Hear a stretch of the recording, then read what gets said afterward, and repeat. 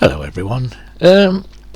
Well, this one. Well, when I started this and I made the low ohms resistant adapter, I was going to call this part 2, but I've actually changed the name of part 1A to, or part 1B to part 2, because really, when I think about it, I'm not actually doing an adapter anymore. I'm actually making a Kelvin probe meter. I'm actually making the actual meter itself we've got like 4 probes, well four different connections. We've got the 2 probes, one's for the current and one's for the for measuring the voltage. So this is going to be the actual an actual standalone meter. It's not. I'm not adding it to this. I'm not going to use a separate meter to take the measurements. I'm actually going to take the measurements using this little chip down here. This little chip here, believe it or not, has 4 analog inputs, but through some magic and wizardry I can turn this little tiny chip into 2 of these. So I think the best thing to do is actually show you it running. So I'll plug it in, and then we'll go through all the magic and things. Well, the explanation. So I don't know if you can see that there. Oh, let's get that there. Let's see if we can get it zoomed. Oh, hang on. Let's try this again. What I'll do is I'll tangle the wires up, plug it back in again. Let's see if I can get this here. Yeah, so there we go. Ohms meter. The ohms meter is showing us the current going through, which is like 0.099 amps. So 99. Well, I sort of set it around 100 milliamps. But it's showing it there as 99.6 milliamps, and our voltage is measured across our device under test is 0.099. Well, whatever. It's like, how many? What? 1, 2, 3, 6 decimal places. Yeah. So I'm measuring the voltage there, and so I am, and then what my microcontroller does is calculate using these 2. So we've got amps and our voltage, and from there, using Ohm's law, we can calculate the resistance, which is very close to 1 ohm. And what I've got connected is, as before,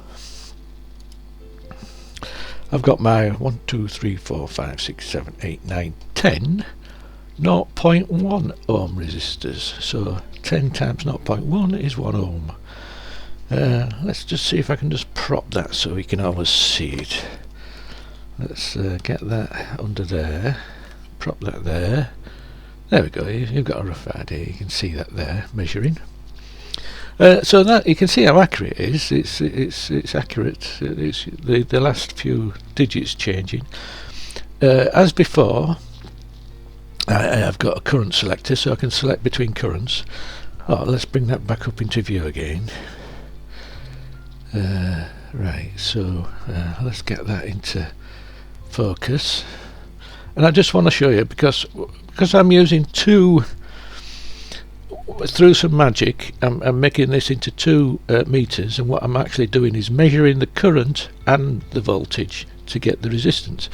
So although I had 2 ranges before on my adapter, the ranges don't have to be precise now, because I'm actually measuring the current. So if I flick this switch for a lower current, you can see that the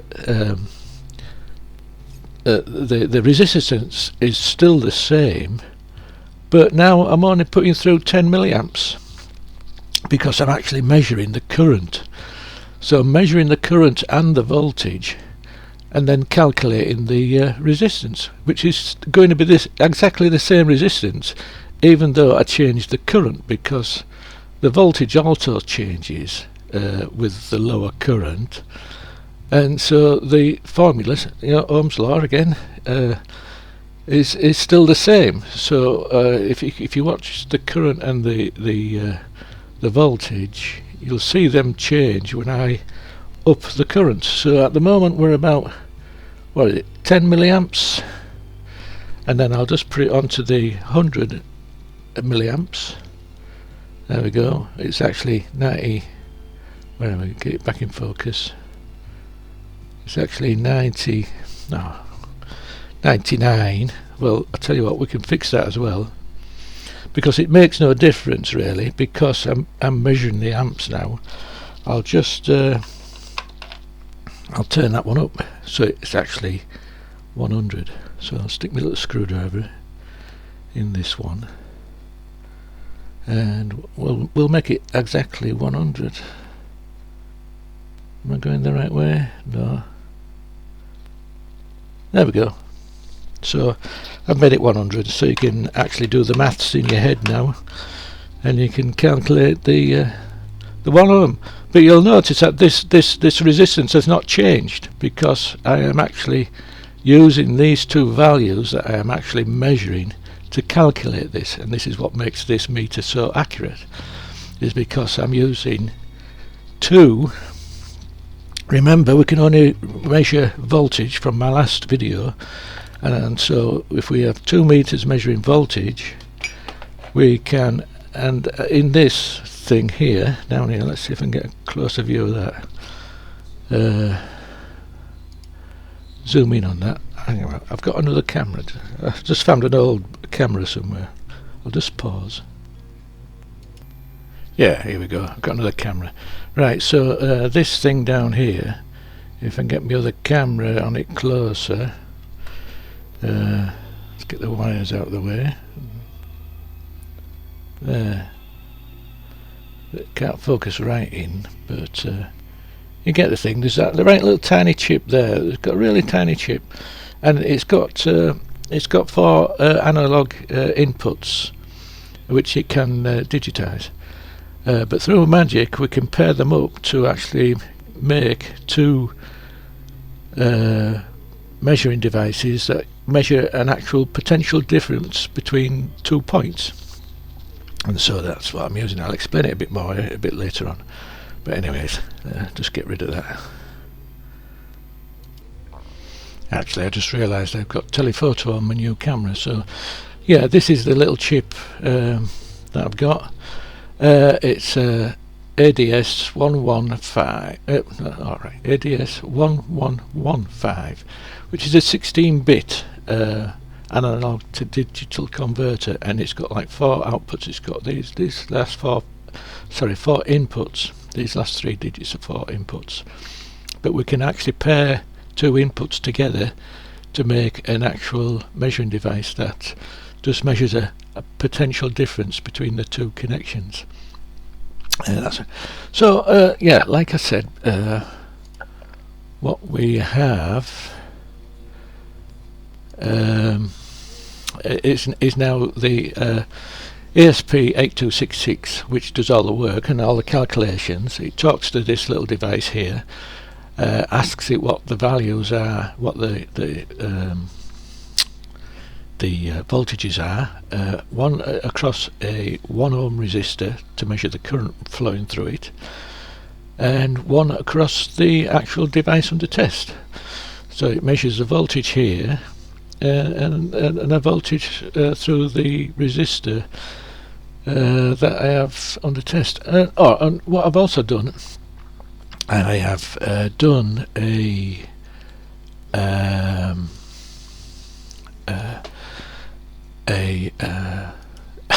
script as well to help me along, so I don't forget again. I think this is the best thing really, because I ramble on and I forget what to actually say. I forget what I want to tell you and what I don't.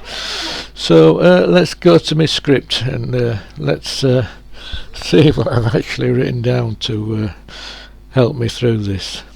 So my introduction. So welcome back again to this. This is a low ohms resistance meter, a precision instrument built around the ADS 1115 analog to digital converter and the ESP8266 microcontroller. Oh, I tell you what I did. I didn't do, just for the start as well.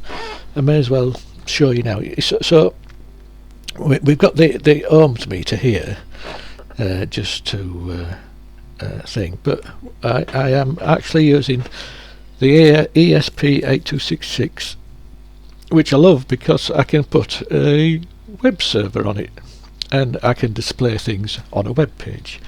So I think I should show you the web page. Just give me a minute. Yeah, here's my damn, it's got caught on where. Here's my box of ESP8266s. You see, I told you I liked them. I've got a few of them. But what I did was I thought, oh right, I'll buy this one. This one here. This is an 8266, and I got it with this breakout board. So you can plug this into the breakout board, and you've got all. You can use many pins. I thought, oh, that's great. So I bought that, and let me just put it back together again. So there, so we've got like a breakout board for all the pins, basically. Fantastic. Then there was a cheap deal, and I bought some more ESP8266. They're really cheap. You can pick them up cheap. So I bought a few of these. But then, when it comes to plugging in, I don't know if you can see, the width is different. They're both called what? Node. Where are we? Node MCU. This is Node MCU, but I think this is version earlier, and this is version 3. And what they've done is to change the width. I think what they've done is change the width so they can use this as UART to USB instead of using this smaller chip that's on here. This is UART to USB. And I think they're running out of them chips, and these chips are a lot cheaper, so they've made it wider. I don't know, but you can see they're wider. But what happens is, the pins in this direction, the pins are the same in that direction. They're exactly the same. They're exactly the same as those. So what I'm going to do is, when I make the circuit board, I'm going to make the circuit board so you can plug one of these modules in, but depending which one you have, this side wants two rows of pins. So depending on which one you have, you can still plug them both in. This side will plug into the same row, but this side will have a choice depending on the width of your module that will actually plug in. So yeah, I just wanted to explain that. Right, I'll just get rid of all that crap. Yeah, so that's all that is basically. This is just a copy of this, so you can ignore that and all this wires here.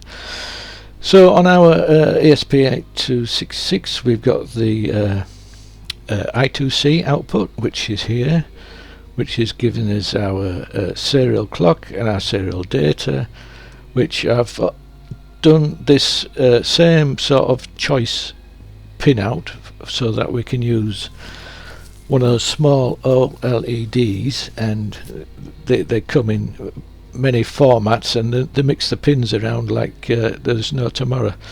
So I think they don't stick to any standard order.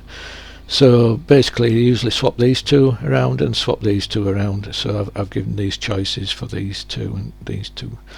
That's all that is there. That goes to the OLED, and let's make it a bit bigger. Yeah, so we can see here that this is our adapter here.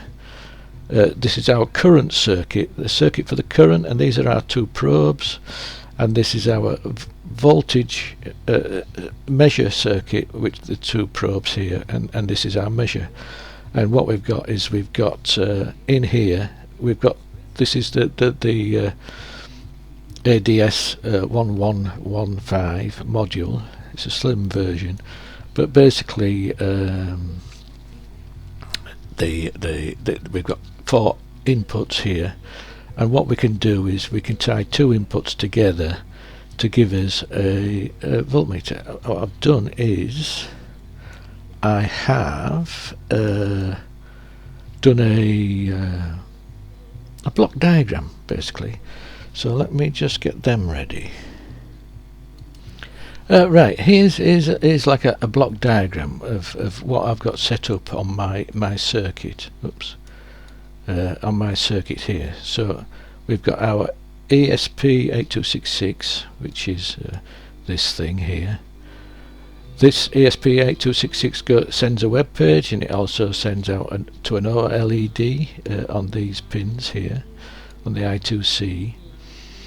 And then what we have is down here we have our current generator. So we have our current generator here, and what I'm also doing is we've got our ADS1115, which I've made the 4 pins. So we've got these 4 pins. Let's just move that up a bit, I think might be easier. Yeah, so what I've got is the 4 pins. Oops, let's get that right. So we've got the 4 pins here,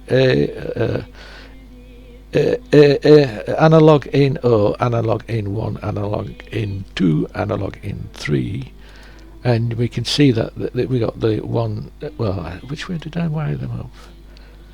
I think I wired them up, yeah, pretty much the way that I've drawn it here. So inside this, what I've done is I've created 2 voltmeters. If you can imagine 2 virtual voltmeters inside this ADS, and then these leads are now connected to those pins there. So we've got them 4 pins. 2 of them are measuring the potential difference between the device under test, and the other 2 pins are measuring the potential difference between the shunt here. This is my R1 resistor. It's a 1 ohm resistor R1, which is in the current generator. So I'm measuring across this resistor, which I know the value of. It's 1 ohm or 1.00, or it's a known value. It's a value we're going to measure later on, and I'm going to show you how we measure that, because the accuracy of this meter all depends on this shunt here. Everything relies on knowing what value this is. And because then we know this value, we know accurately that when we take a measurement across this this voltage measurement potential difference across this resistor, we can calculate the current, and then once we get the current, we can get the voltage across the device under test. So we've got a known current and then a known voltage, and then we can work out the resistance. Yeah. And then the ESP does all the sums, calculating and displaying. Yes, I hope that made some sense. Well, I hope not sense, but I hope I explained that well, shall I say? And yes, so if you remember on my old the adapter, if we remember the adapter, let's make it bigger. If you remember my adapter, which we used with a multimeter, this R1 used to be down here in series here, and I used to have another resistor in series here, and we used to switch between the two preset values, which we calibrated this and we calibrated that on the adapter. But what I've done here is I've moved the R1 resistor out from here to here. So now that when we switch this switch, this resistor is always before either that one or that one, and we measure this one. This is the one that we measure. This never changes. When it used to be down here, we used to either switch between it here or a different one there, but now I've moved it from this position to this position. This is always in circuit. This R1 now is always in circuit, and this is the one that we get an exact known value of that resistor to do all our calculation All our calculations depend on this resistor and knowing this resistor's value, because it's the potential difference between either side of this resistor that we measure to get the current. Yeah, well, I hope I explained that okay as well. I think it's time to refresh my memory now and get back to the script. So the core principles is simply we can only measure voltage. Yeah, so remember the adapter and what have you. I said we can only measure voltage and we calculate everything else. Current resistance is reserved from, so we get known relationships between either the current or the voltage to calculate the thing. Oh, and yes, and I've used diodes instead of resistors to generate a stable voltage. If you're wondering why, right, you see these two diodes. What we have here basically is just a voltage divider. We're just making a voltage divider. We've got the ground here and we've got our power here, and then we've got a resistor here, and I've got two diodes. The reason for two diodes is to get a voltage divider to give a nice steady constant voltage on this on the base of this transistor,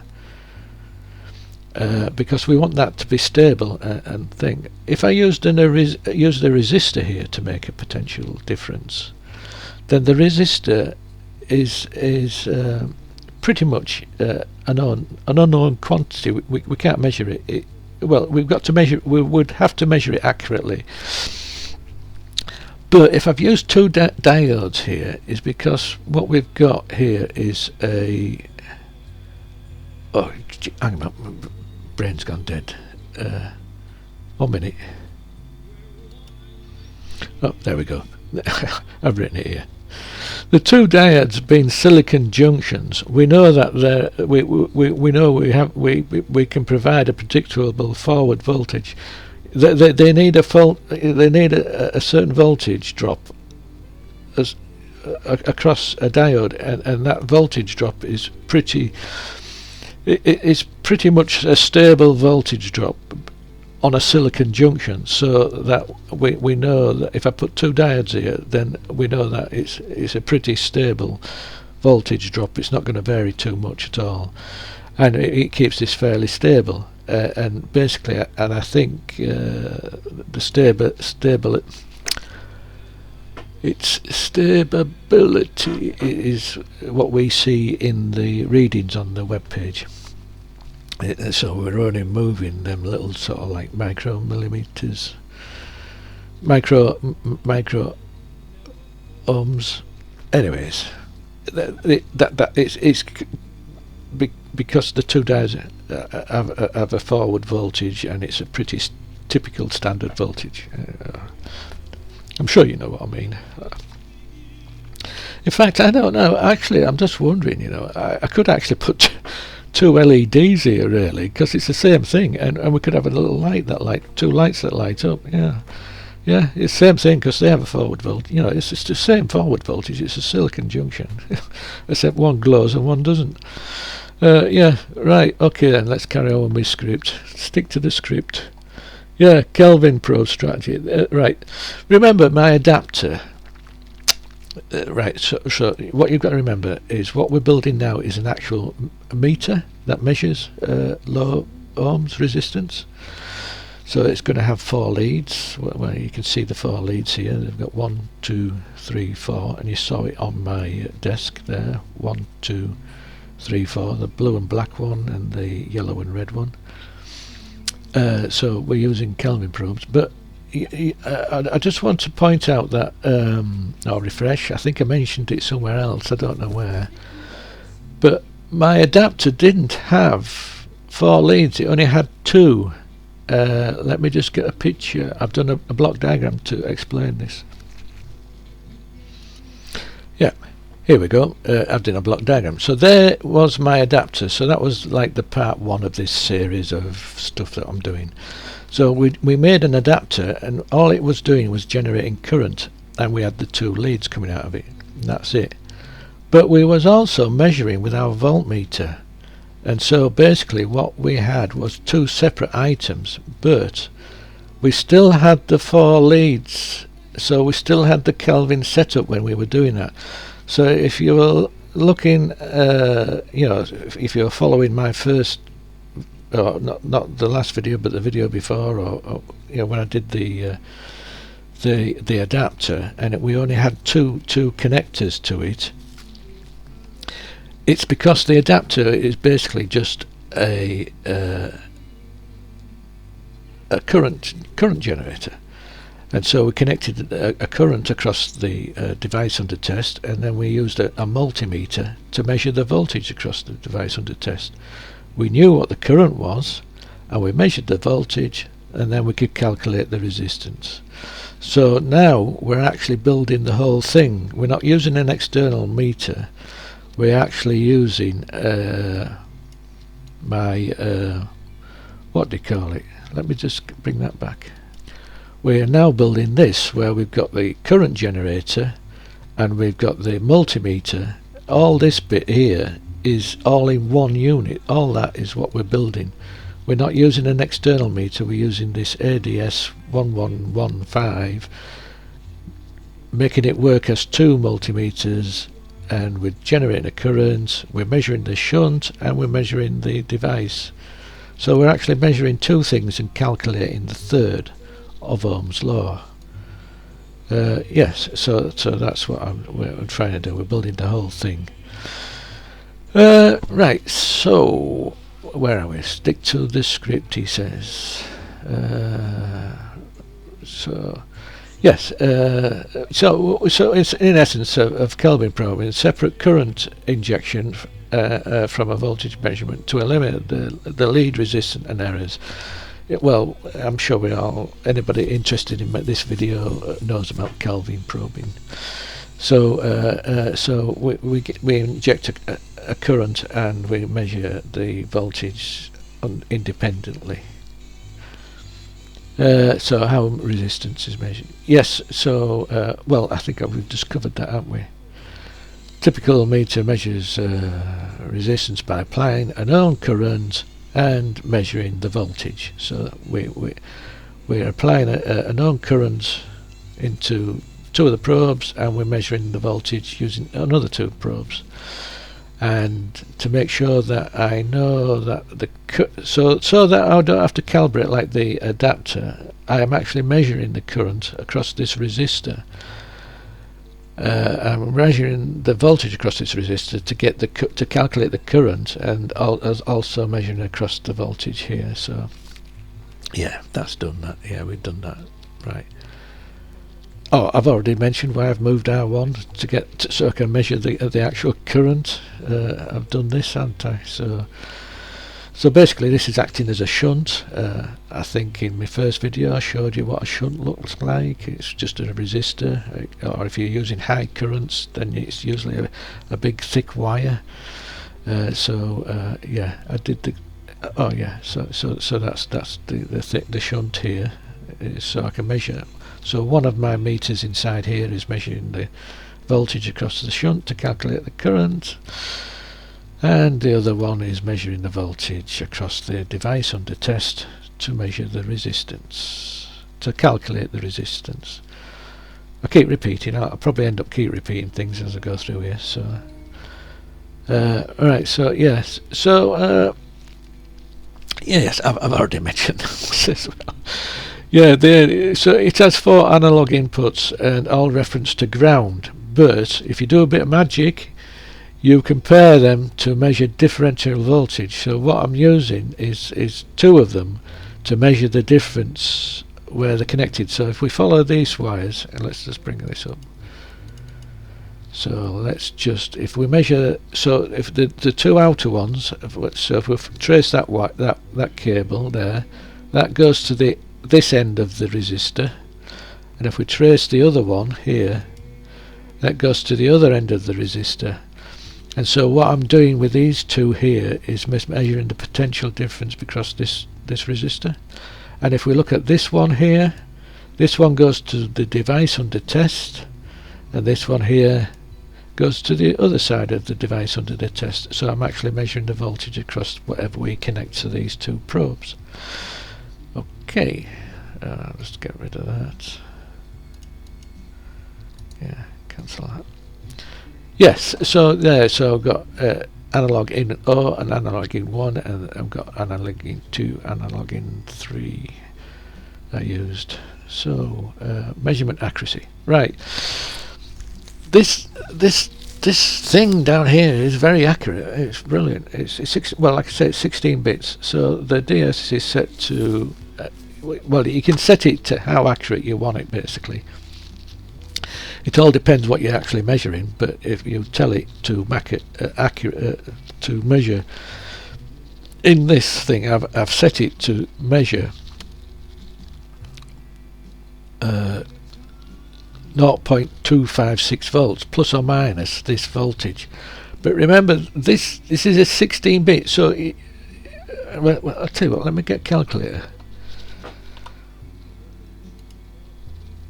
Yeah, let's calculate. Right, so what have we got here? So if we go to programmer, and right, I said this is 16-bit. So if we go to binary, right, and we put 16 in there, we got 1, 2, 3, 4, 5, 6. There. So if we look at 16 bits, that's the value that this so when it looks at a measurement, looking at this 0.256 voltage, so a voltage of 0.256, 0.256, it can divide that value up into 16-bit. If we look at the decimal there, so the decimal, so it can divide that into 65,532 individual bits. So what it can measure is well, the least significant bit. Now this isn't the n bit like you would in if you were talking binary. We're not talking about least significant bit here. When we're doing measurements, a device that can measure things, the least significant bit is the smallest bit it can measure, basically. So what this can measure the difference between is 7.8125 microvolts. So that's microvolts. So we're measuring to 6 decimal places of resolution. That's how low a value that this thing can measure. It's a bit like when you're using a multimeter and the specification gives you a count. This is the count here. This decimal number here. This is the amount of things that this can divide a value up into.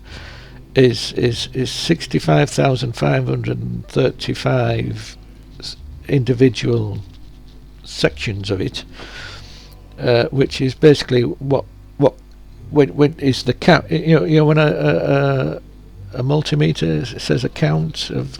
I mean, my multimeter is 6,000. It's a count of 6,000. It's probably 16-bit basically. But that's. If you've ever wondered what the count is how much it can divide a value up into. I hope I explained that anyway. So I'm achieving 3 decimal places of stable accuracy. We've seen that basically. Let's continue. Don't need that anymore. Right. So yeah, and I'm using 2 ranges. So like I tried to explain before, the more current you have, the finer resolution of measurement you can get, and the finer resolution of measurement you can get will give you a more accurate readout, basically. So I'm going to 100 milliamps.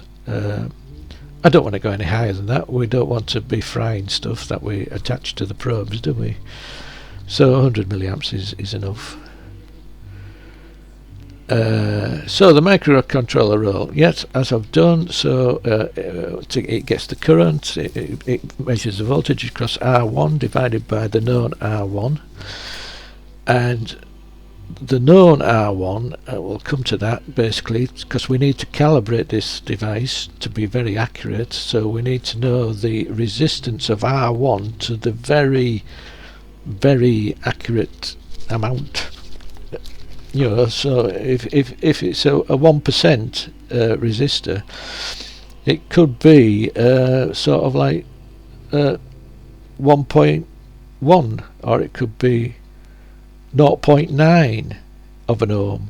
We don't know, but we do need to know, and so we need to measure it really accurately to get that known, its actual known resistance. So we in most cases, usually you'd say, oh, get this resistor within 1% or 0.5%, but we don't actually need to do that with this instrument that we're actually making, because we're going to actually measure it, and I'm going to show you how to measure it, because we have a very accurate, down here, a very accurate voltage measurer. So we can use that to measure the voltage. Once we know the voltage, and all we need to do is measure the current going through that resistor, and we can find the actual precise resistance of that resistor. And then if we put that precise value of that resistor in the code, when it does its calculation here of known R1, we get a very accurate current. And having a very accurate current, and we do an accurate voltage across with our known current, we get a very accurate resistance. Yeah, this R1 is the key. It's the magic. Yeah, so it all it hinges on the knowing that R1's value is very accurate, knowing it very accurately, and we need to get that. But we have in my code, I've written I've set it so we can set it to get that accurate thing. Right. So here we go. Calibrate R1. So to calibrate R1, we use an external current meter. So we use our I use my what do you call it meter, my Owen meter, but basically you need what we got here. We need a separate meter. We need a separate meter that can do what have we got here? Get it in focus. So you can see that. Yeah. This will measure micro amps. So we need to be able to measure microamps to actually measure what our R1, I think this is R1 down here, we need to measure what R1 is. So we actually measure R1 by using a meter that gives us an accurate microamps. It'll come clear in a minute. I've done a picture. So I've done a block diagram again to show this setup. So let me just get that out basically. So we've got a known load in series with R1, so we're going to connect a known load in series with R1 and then the actual current, because we're in series with the external meter, I mean, when a current goes through a circuit, the current is the same everywhere through the circuit. Oh, sorry, I've got a creaking scare. Through the circuit, so the current's going to be the same no matter where you connect it's in series, so it's going to be the current through the meter is going to be the current through the resistor. And we calculate the resistance of R1 and change the constant in the firmware. So let me just get that.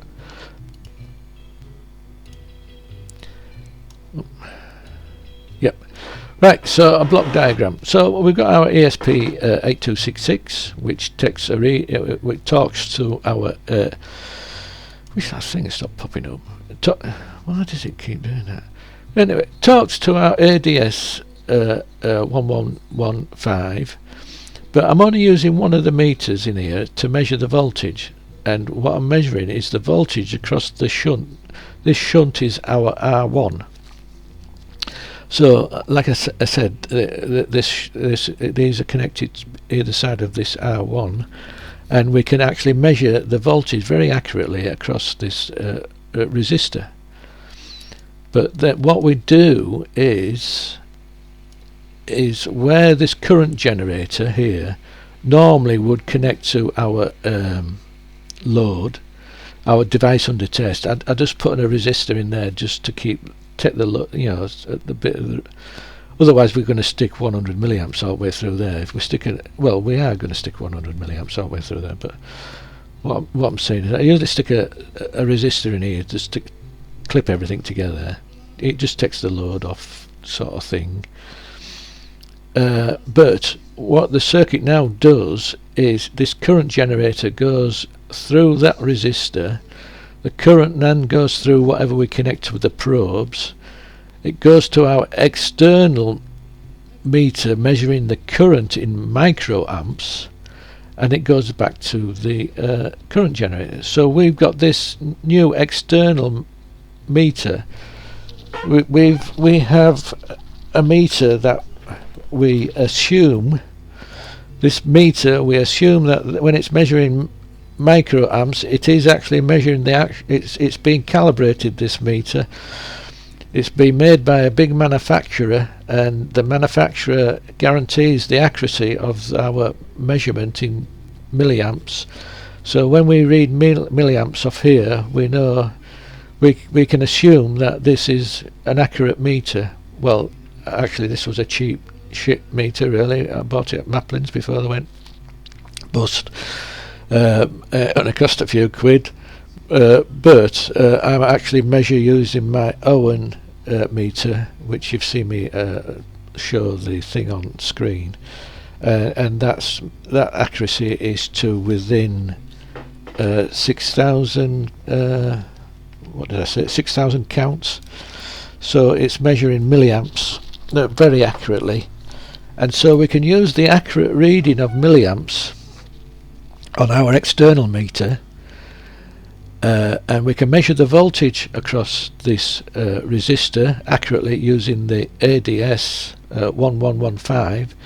Using them two values, so we've got our voltage and our current, we can then work out using Ohm's law to accurately measure what this resistor is that we're actually using in our circuit. Once we have that once we have that value calculated, then what happens is we go to our where is it? I've lost it. 1 minute. I'd lost it because I'd shortened this. I'd gone like that and it had lost it. So basically, yeah. So it's in my code. So in my code, what we need to do is get that. Where are we? Get the yes, the current shunt value, our R1 value, and we type it in here. So what I've already done with my setup here, this me resistor here, I've actually measured that and found it to be actually 0.99438 of an ohm. So this is our accurate. I've actually measured that resistor, and so we use that value to for our calculations. So it doesn't really matter how accurate a 1 ohm resistor we use in our circuit, because we are actually going to measure it very accurately to get its actual value. Then once we've got its actual value, then all the calculations from there onwards should be as accurate as that value that we took of the resistor. Yeah, I think I've explained that, and this is just a bool. So if I make that true, what happens is when I upload this code, it puts it into calibration mode, and we can actually measure the shunt. I'll go through this code a bit later. So where are we? Yes, so once we've got the exact accurate value of that shunt there, we then know that all our other calculations based on that are going to be very accurate.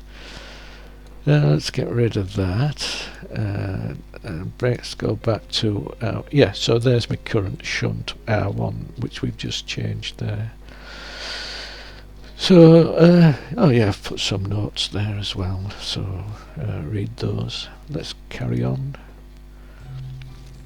Display option. Well, I've already showed you the two display options. The OLED, which is compact and limited, but useful for field work. So basically, once we've made the PCB and stuck everything to the PCB and everything, we just need to put power to it, and we can see it displayed on the OLED here. We can see it, we can have this on our instrument, so we have an instrument there. But then we can have a web page, because we've got the ASP8266, which can do a web page. Where did I put the web page? Here we go. There. So we can also have a web page, which we can really make it really fancy and do stuff. We can write more code so it displays more values. I mean, what I've got average here, but what I could do is make it give us the RMS of the ohms, or RMS of the voltage and current, so we get like a mean voltage. Although average is fair enough for me, and we've got our alpha here. Which is giving us the how far out each peak is against each other. So it's giving us a value within 0.005 of the resistance. You can see the change here on that last digit there. But we can actually see a whole it's actually measuring to within 6 decimal places, but personally we can only we take the average there, and we say our accuracy is to within 3 decimal places, even though that we're measuring within 6 decimal places. This is about as accurate as a bench one will give you. So right, back to the script. Yes, don't wander off. Oh yeah, a live demonstration. Right, I've done that, so there we go. Walking through the code. Alright, let's have a look at the code then. So let's just bring that down a touch. Yeah, like I mentioned, there's a calibration mode, so we can put it in a calibration mode, and what that does actually is it changes it changes what's displayed on this meter. Instead of giving us the voltage across our device under test, it gives us our voltage across this resistor that we're using for our calculations, our current calculations. Not our current, but our current. Yeah, confuses me. It measures the voltage across our resistor, that is, so we know the ampage. Oh yeah, so current. Anyways, whatever. And then we have a normal one that shows what we're doing anyway. So basically, and right, and now web pages. For my web pages, instead of putting my web pages into the code like people do in the inner code here, what I've done is I've put them on a file system, and it's the best way to do it, so you can actually edit the index page direct, and it looks like a normal web page.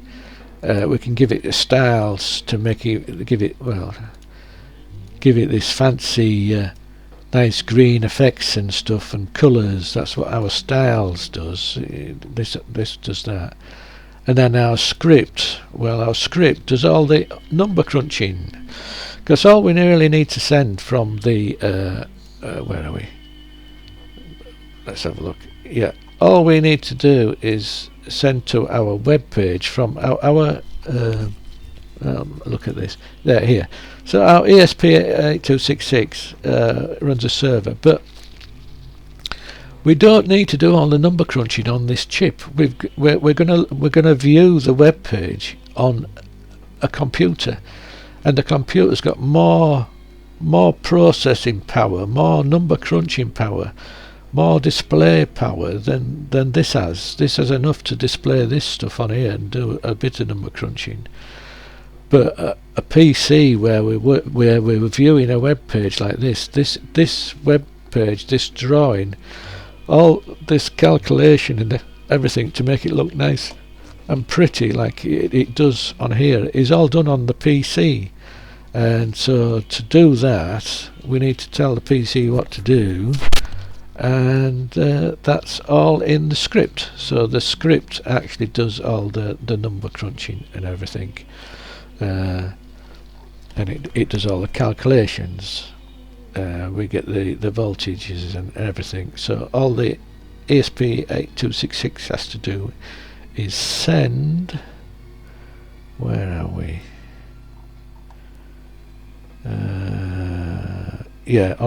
Send a message, and that message just tells it whether it's in calibration mode or not.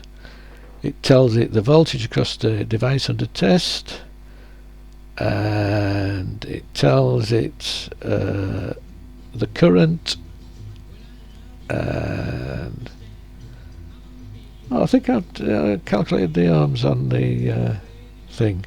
But the rest of the calculation for getting the averaging stuff is all done here in the script and everything. So you can pass the workload on to the actual PC. Where are we? So they're all just put on a file system, and so that when your PC asks for these 3 files, it just sends them out. Also, in the code, so when we upload this code, it also uploads a credentials header file, and this is credentials is where, if there's 3 ways of connecting to the ESP8266. We can do it through an access point, so it acts as a station basically, and what it does is when it boots up, it will connect to your local network. But for it to connect to your local network, you have to put your local area network name in here, and you have to put in your password here when you upload it, so it knows what network to connect to and the password it needs to connect to your network. So only you know what this is. Never show what you type in here, never show what you type in here. But you need to put it in this, edit this file to actually for it to connect. But you can do it another way. You can define it as an access point. So what you would do is you would comment that out, and you would uncomment one of these 2. You could uncomment that one, or you could uncomment this one. And basically these 2 are the same, but one's with a password and one's without a password. But what these 2 do is it enables you to actually connect to the actual ESP8266.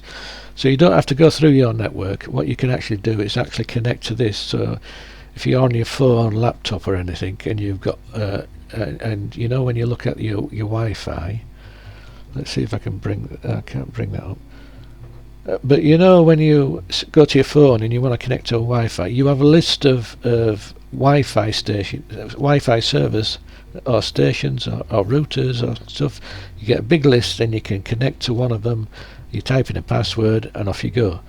Well, that's what this happens in with this, is if you choose one of these 2, one's with a password and one's without a password, what you can do is say, look on your phone and look for this ESP8266, which will be called low resistance meter. You'll see that listed in your list of connections, and you connect. And if you use a password, you type whatever you typed in here, or if you've chosen without the password, you just have to connect basically, and it'll just connect. I mean, after all, it's just a device. You don't give a shit who connects to it. If you haven't got it turned on, no one can connect to it. But if you've got it turned on, you know, they have to know about it to connect to it. Anyway, I'm rambling there, so forget that.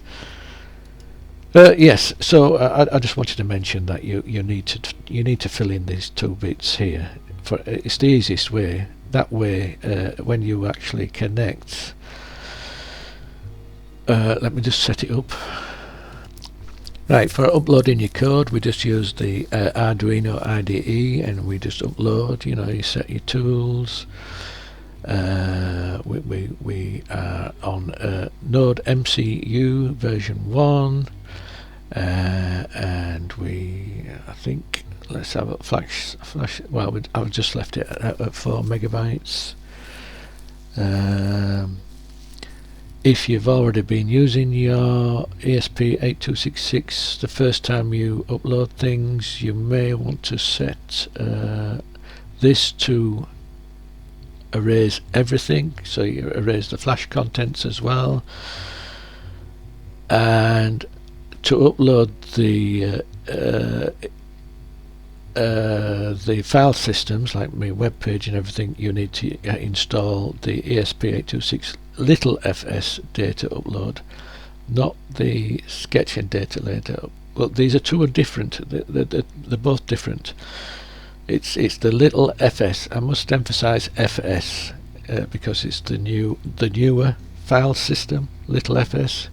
It's far superior to this one, and this is the one that I've used. So this is the one that you use to upload, and that's the one that is in the data folder on the files. But once you've connected, for the first time you connect to get the web page, let me just bring the web page back up again. So the web page, when it connects to your local network, you'll need to know this address. It'll always start with 192.168, probably 0, more of 99.99% it'll be 0. But this number, the last number, will be whatever your local network or your router or whatever has allocated to the ESP8266. You won't know what it is, but you need to know what it is so you can actually connect to it. To do this, what we need to do is we need to use the Arduino IDE, and with it plugged into the USB. So at the moment, if we look at the tools, we see I've got it connected to COM port 1, right? So you need to be connected, and what you need to use is the serial monitor. So you need to open up the serial monitor, and depending on what chip they've used on the module you have, you may need to unplug, restart, and plug it back in again, and then start the serial monitor quickly so you can catch it booting up. Or sometimes you're able to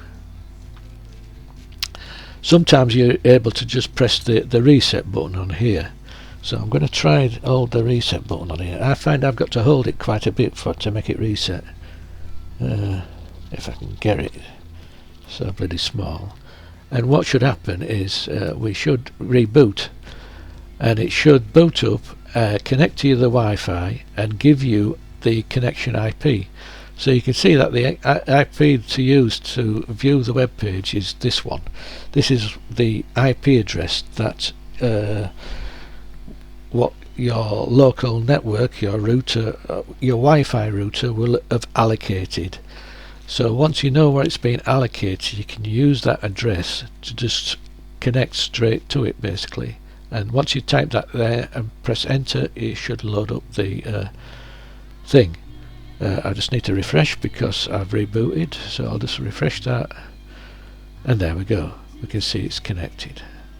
Okie doke. This is just stuff I usually stick on there because I haven't written this stuff. This stuff is not that one. This one. So when we use libraries, somebody's written one of these libraries, and I like to put credit, give them credit for the people that have actually written the library. They've spent time on here, so thank them.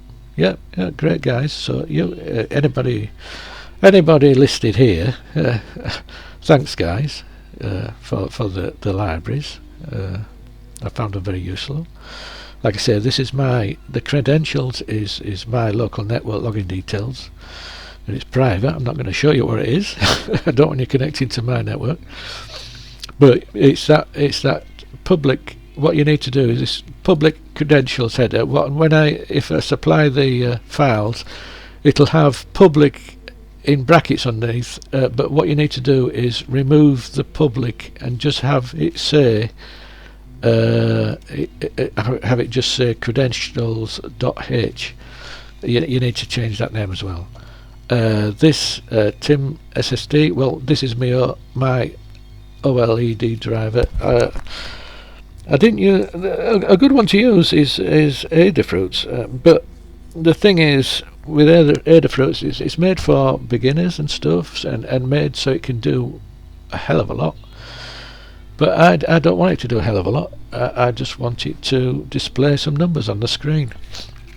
So I've written my own. That is where we are. This one here.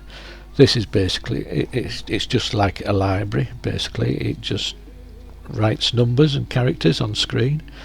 And I've got a resource CHP. Right. So also I'll show you this.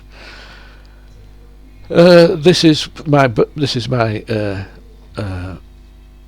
boot screen, right? So let's just go back to this, and so what I'll do is I'll just unplug it and I'll plug it back in again, and if we look at our screen here, see if I can get that in focus before it boots up. There we go. See that logo there? That's the boot screen. That's the splash screen as they call it. So that splash screen is this one. Oh, no, not that one. Let's get rid of that. I can get rid of that now. Let's just bring that a bit bigger. Oh no, that's my font. That's the font as it. That's my large font for writing large letters. Small font. That's for writing some small letters. That's just my font. Where's my logo?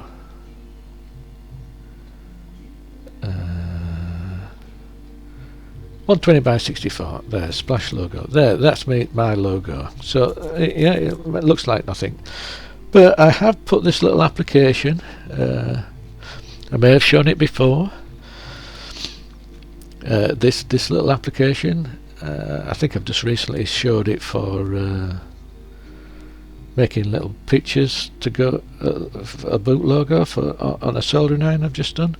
But anyways, if you want to see it, this can actually create stuff, and it can also read stuff. So if we clear data down here and we paste into here, what I'm going to do is just going to grab all this. Right, this is my splash screen. We don't want the top and bottom bit. We just want the actual code. We want this code. So if I just go like this and get the actual byte data, this is all hexadecimal code. So if I just copy that and I paste it into here, make sure you see we're going to use this button to read, so I'll just paste it in. Right, I'm going to read that, but I'm going to I've sort of color coded this. I want it 8 bits, black and white, and bit order, vertical, and I know that the screen is 128, so I've got 128 in there. So this is import bit data, so you can see that they're all orange bits are important when you're importing. And I just read data, so I'll just click this, and there we go. We can see that logo. Now it looks inverted because it's an OLED screen. The black will look white and the white will look black.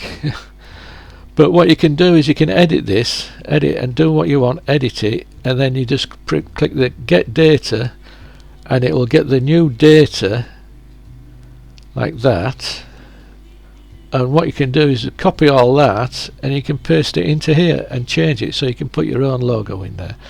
So anyways, that's something for you to play with if you want. So I'll just get rid of that. I'm not going to change my logo.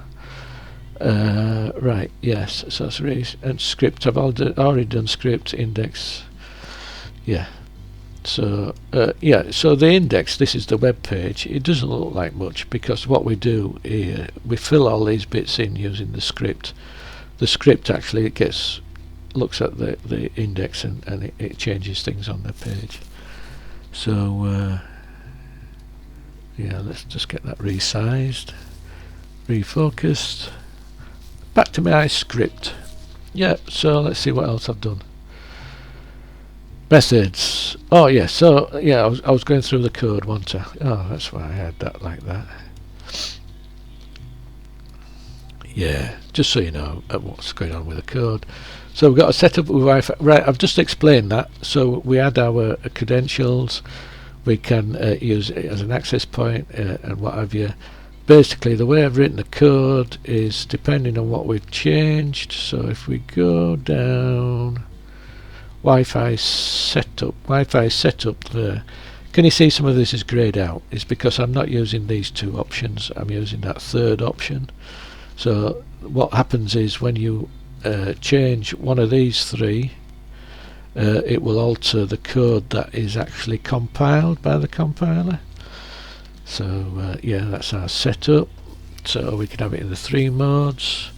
Setup. So we just basically, I think we know what setup is. We get our enable the serial. You can turn off serial if you want, but let's just leave it as it is. Sets up the Wi-Fi. It also sets up our little gadget down here. This analog to digital converter, and it also sets up our server, and it tells it what files to load when asked for, basically. So that does that bit. So we initialize the thing, configures different channels and gain, starts little FS for server, initializes the OLSD and splash screen. Yeah, so I showed you the splash screen, didn't I? Startup. This is it, show splash screen. That's what that does.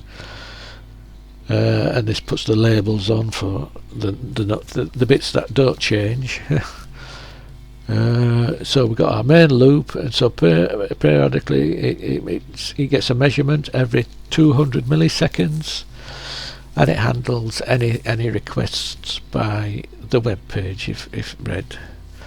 This reads the differential between AO and A1, and this reads the differential between A2. So basically what it does, it reconfigures our ADS 1115 and we tell it to set itself to do a potential difference between the A1, A2 and A3 and or A01 and A1, depending which one of these we use, basically. And then we send the measurement to the web page. Yeah, send measurements. Yeah, logic. So it reads both voltage, converts to float using the library, calculates the current and resistance, sends a JSON file. A JSON file is basically it's creating like an array converted to text, so it can be sent over the web, and then when it's received on the other end as text, we can say convert back to an array, and we know actual values. It's just everything that gets sent over the Wi-Fi, the webs.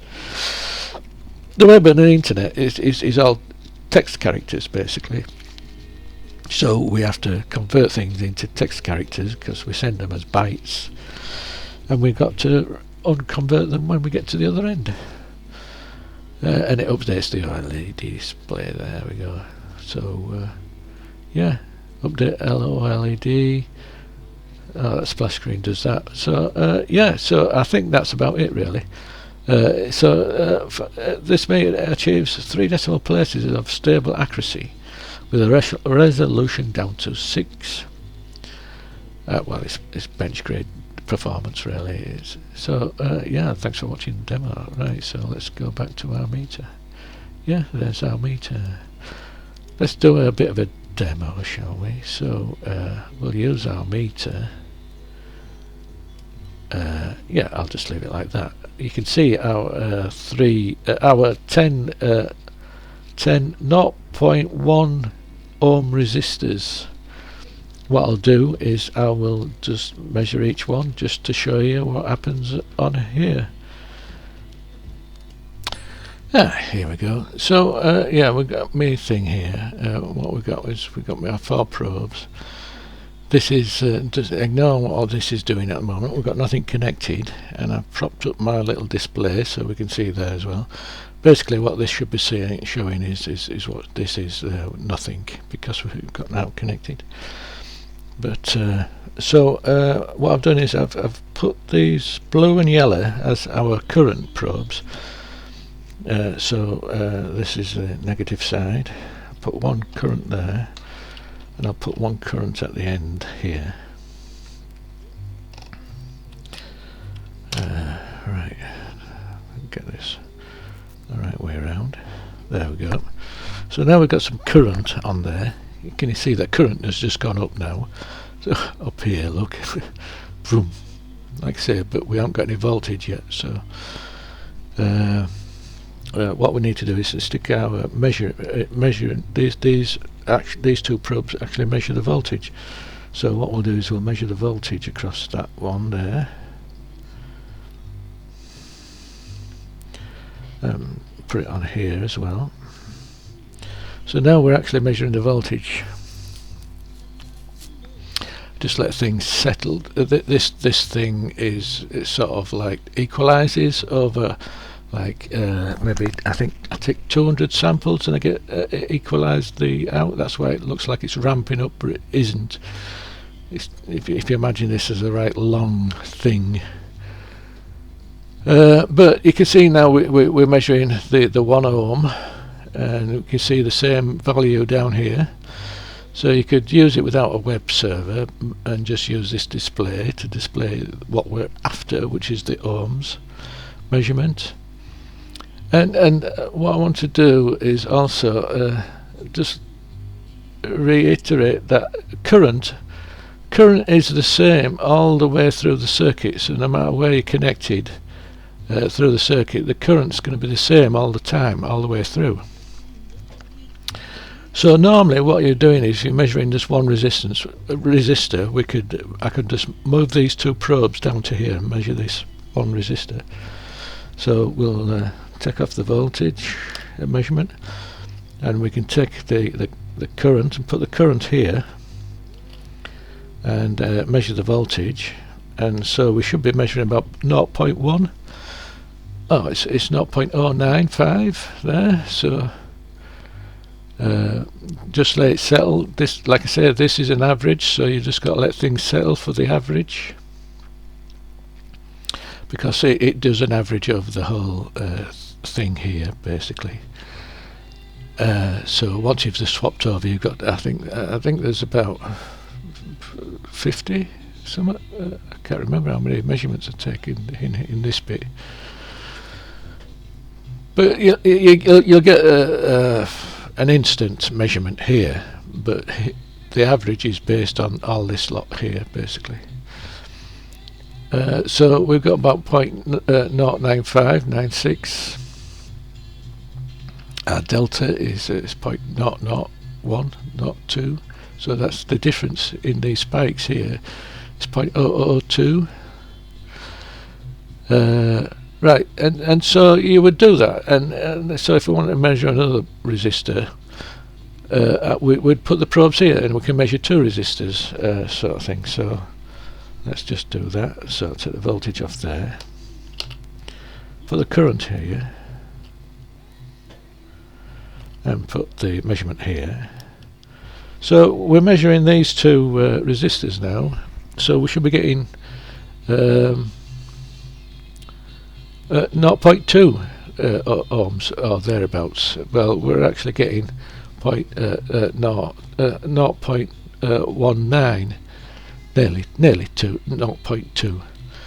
Okay, so we're fairly accurate.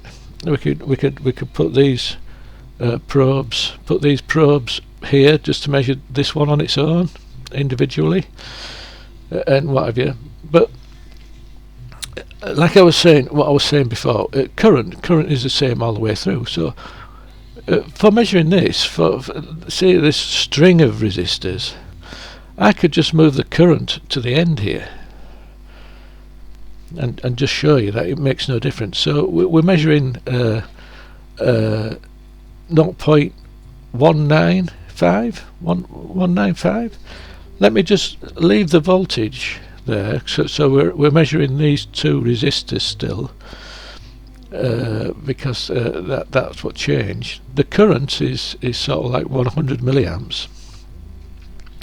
I am going to move this current probe to the end here. So this yellow one, I'm going to move it to the end, and this should stay exactly the same because we haven't moved the actual measurement probes.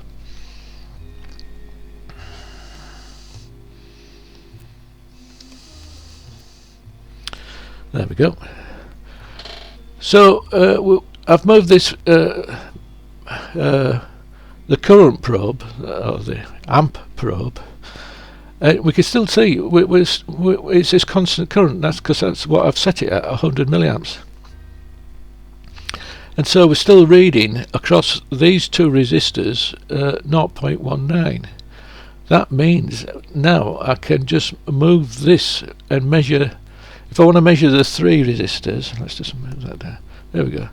Measure the three resistors. All I have to do is move this probe here, and you'll see that this will then change because it's the black and red one that's actually taking the measurement. What we're actually doing with the blue and yellow one is putting a constant current through the circuit, and because a current will be the same throughout the circuit, as long as you put the current either side of what you're measuring, it's going to be correct. I don't know if that made sense, but what I can do is, right, so what we got is roughly 0.2 ohms, which is 0.19.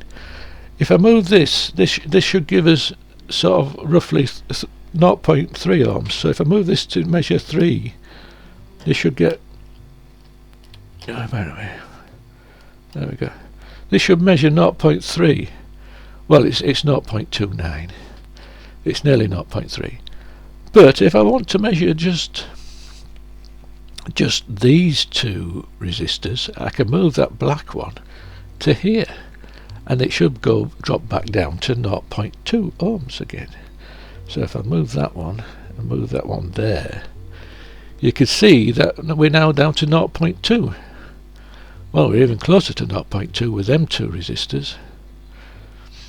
Okay, now if I move this red one all the way to the end, we're going to be 0.1 short of 10, aren't we?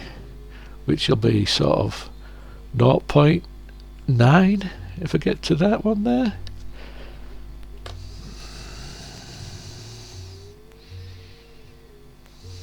Move that there. And there we are, 0.9. And if I get add the last one in, we should be back to 1 ohm again. So hope you can see how accurate that is actually doing it.